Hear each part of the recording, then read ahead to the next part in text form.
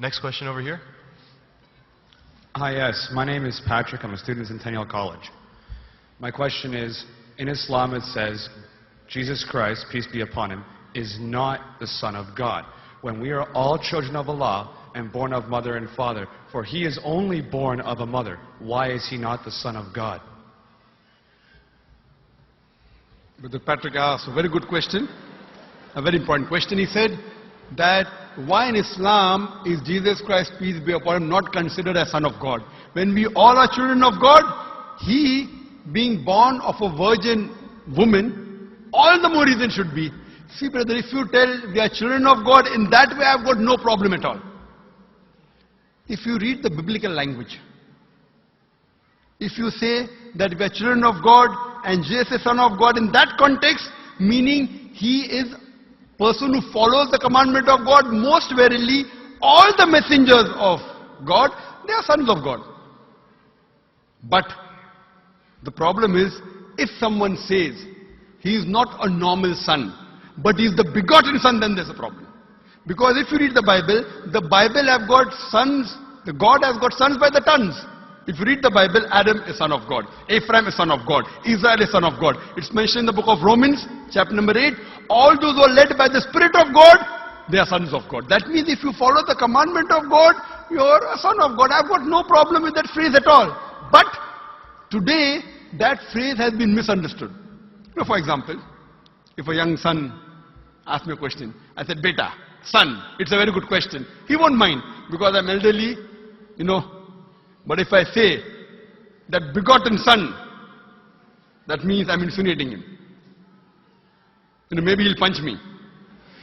Fine.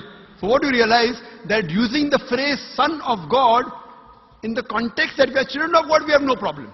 So in that context, all the human beings who follow the commandments of God can be called children of God. No problem. But what the Christian says, that no, Jesus Christ, peace be upon him, is not a normal son. And he quotes Gospel of John, chapter number 3, verse number 16. For God so loved the world that he gave his only begotten son. Whosoever believeth in him shall not die but have everlasting life. Correct, brother? So do you believe Jesus is the begotten son of God? I do. You believe, fine. Now this verse which I quoted, Gospel of John, chapter number 3, verse number 16, it's from King James Version. For God so loved the world that he gave his only begotten son. Whosoever believeth in him shall not die but have everlasting life. Now when you read the Revised Standard Version of the Bible, revised by Thaidu scholars, Christian scholars of the highest eminence, backed by 50 different cooperating Christian denominations, they say that this word begotten is an interpolation, it's a fabrication, it's a concoction, it's an adulteration. Who's saying? Not Muslims, not Hindus. Thaidu Christian scholars of the highest eminence in the Revised Standard Version of the Bible, they say begotten is an interpolation. It's a fabrication, it's a concoction, and they're thrown out of the Bible. So if you say Jesus is Son of God, like Adam, like Ephraim, like Israel, I have no problem.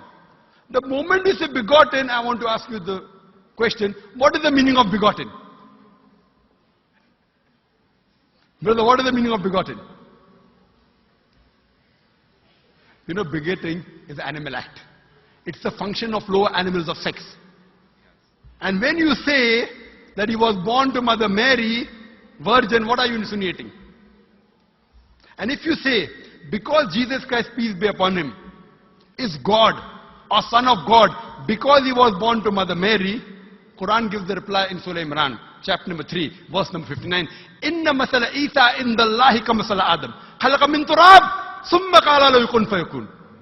That when they say the similitude of Jesus in front of Allah is the same as Adam.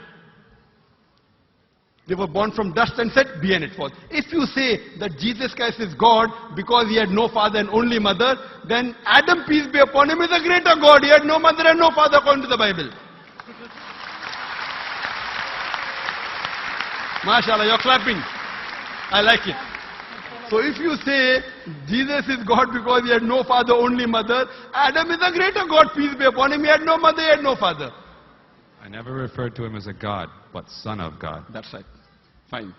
So Adam is a bigger son of God. Right or wrong? By your definition, Adam would be a god, for he has no mother nor no father. Not my definition, not my definition. By the definition of the Christian missionary. By my definition, he is a messenger of God. Because God cannot beget. I told you in my talk. Lam yalid wa lam yulad. He begets not, nor is he begotten. The moment God begets, he is not God. Son of God meaning pious person, I agree. That's the reason Allah subhanahu wa ta'ala in the Quran, in 99 attributes, he has missed out Ab, father. Why? It's a good attribute, but Allah did not mention Ab meaning father because people started having wrong meaning of the word father. So he used a more difficult word Rab, but did not use Ab.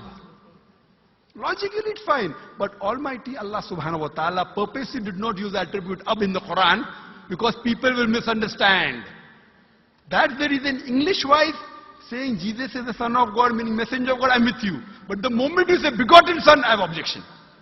So you say Jesus is a messenger of God, I say peace be upon him after his name. So I respect Jesus Christ, peace be upon him, more than you, Brother Patrick.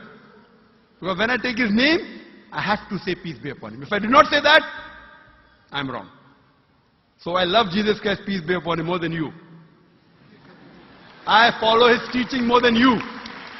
And if you want, I can prove it to you. That's a different argument, not for tonight.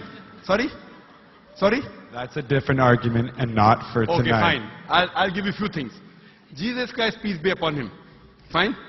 If you read the Bible, he was circumcised on the 8th day. Fine?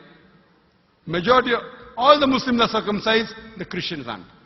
So if you say Christian means a person who follows the teachings of Jesus Christ, peace be upon him, then it's mentioned in the book of Leviticus, chapter number 11, verse number 7 to 8. It's mentioned in the book of Deuteronomy, chapter 14, verse number 8, you should not have pork. It's mentioned in the book of Isaiah, chapter 65, verse number 2 to 5, should not have pork. Muslims don't have pork, most of the Christians have pork. If you read the book of Ecclesiastes, chapter number 5, verse number 18, in the book of Proverbs, chapter number 20, verse number 1, it says you should not have alcohol. Muslims as a whole don't have alcohol, most of the Christians have alcohol. If you say Christian means a person who follows the teachings of Jesus Christ, peace be upon him, we Muslims are more Christian than the Christians themselves. We love him. We respect him. If you say, I love Jesus Christ, peace be upon him, and don't follow his teachings, your love is false. We, therefore, mashallah, I love Jesus Christ, peace be upon him, more than most of the Christians. Because I follow his teachings, I respect him, I revere him. And Jesus Christ also said, in the Gospel of John, chapter number 16, verse number 11 to 14, I have many things to say unto you, but ye cannot bear them now. For he, when the Spirit of truth shall come, he shall guide you unto all truth. He was talking about Prophet Muhammad to come. So Jesus Christ, peace be upon him, said, we have to believe in the last and final messenger, Prophet Muhammad sallallahu alaihi wasallam. So even that way I'm following Jesus Christ, peace be upon him. I believe in Prophet Muhammad. Do you believe in Prophet Muhammad as the messenger of God? I do. MashaAllah. Now you're more closer to... Allahu Akbar. Allahu Akbar. Now he wants to say the Shahada, and then we will move from it, say Ashhadu an La ilaha illallah, La ilaha illallah, wa ashhad an Muhammad Rasulullah. Rasul Allah. I'm more excited than him. Allahu Akbar. Allahu Akbar. Allahu Akbar. Allahu Akbar.